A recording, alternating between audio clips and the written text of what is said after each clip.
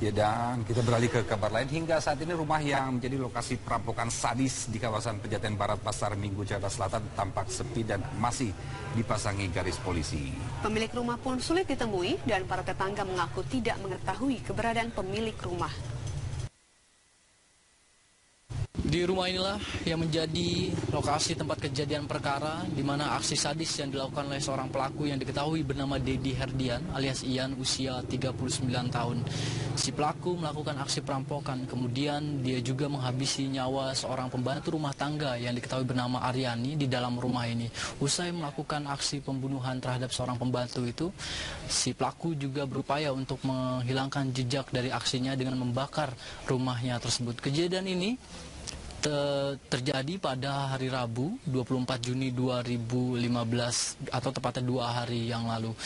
Setelah menggasak harta yang berada di dalam rumah ini, korban pergi untuk menyimpan harta hasil rampokan itu di sebuah kosan yang letaknya tidak jauh dari rumah tempat kejadian perkara.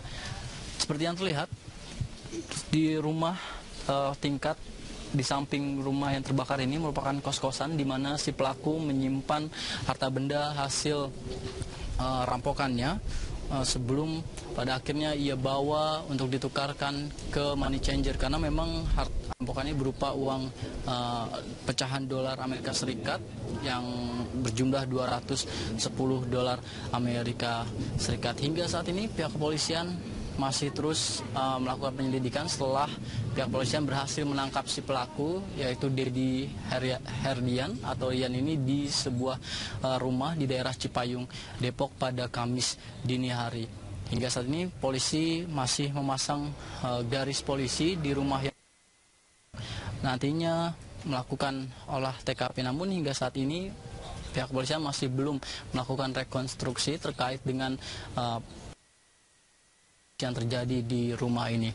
Dari Jakarta, Danang Kusuma, Wahyu Eka, TV One mengabarkan. Ya, tersangka DH merupakan pelaku tunggal pembunuhan, perampokan dan pembakaran rumah di Pejaten, Jakarta Selatan, dan bagaimana jejaknya bisa terkuak oleh polisi. Berikut gambaran kronologinya. Ya, ini kejadian yang terjadi pada hari Rabu tanggal 24 Juni 2015 pukul 6 pagi.